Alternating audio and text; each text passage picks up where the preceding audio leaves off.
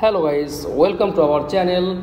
Today I am going to show you how to send Word file in Messenger. Okay, so let's get started. Then first of all click on Google Drive. Okay, and scroll down, choose on any file and sheets, tap on three dot option, click on copy link.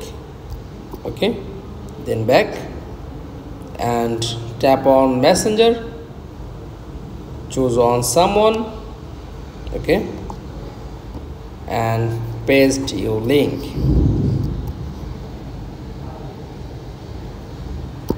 That's all to send Word file in Messenger. Thanks for watching. Please like, comments and subscribe. Thank you.